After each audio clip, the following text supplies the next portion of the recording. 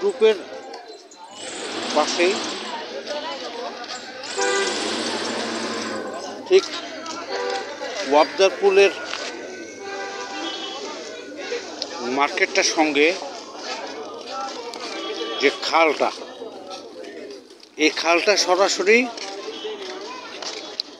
হাজীগঞ্জ প্রাথমিক বিদ্যালয় হয়ে ফকির গ্রুপের ফকির নেটওয়ার্কসের যে গরুর খামার, এখান দিয়ে সরাসরি তল্লা ইউসুফ মেম্বারের বাড়ির সামনে দিয়ে যে রেললাইন পার হয়ে গঞ্জে আলী সাহার মাজার বরাবর উঠেছে। এখানে কথা হচ্ছে যে বিকেএমই এর নেতৃবৃন্দ যারা পানি পাস হওয়ার যে প্রাকৃতিক খাল, সে খাল এখন মরে যাবার অবস্থায় এবং নোংরা আবর্জনায় নিমজ্জিত। কাবিখার কোনো কাজ দিয়ে বিকেএমই এর সৌজন্যে আমি নাহিদ ভাইকে অনুরোধ করব এবং নারায়ণগঞ্জের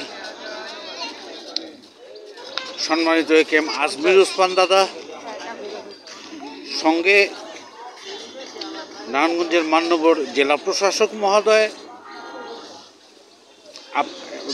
মান্যবর জাহিদ হোসেন মিয়াকে অনুরোধ করব যে এখান থেকে সোজা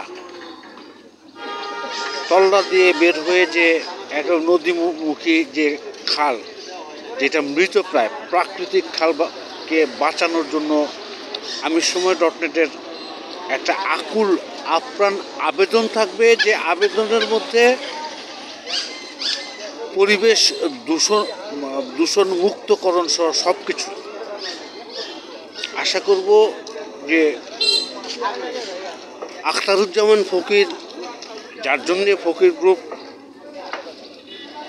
আমাদের মাঝে নেই, আসাদুজ্জামান ফকির, ওনার জন্য দোয়া থাকবে।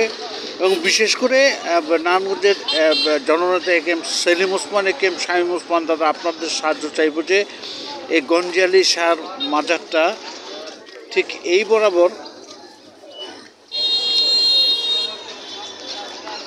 নারায়ণগঞ্জের চেয়ারম্যান ফতুল্লার ফাইজুল ইসলাম দাদাদের পিঠালিপুর হয়ে সরাসরি উপজেলা পর্যন্ত বেড়ে গেছে। একটা কাবিখার ভালো প্রস্তুতি দিয়ে এই মরা খালটাকে পানি বাইপাস হওয়ার যে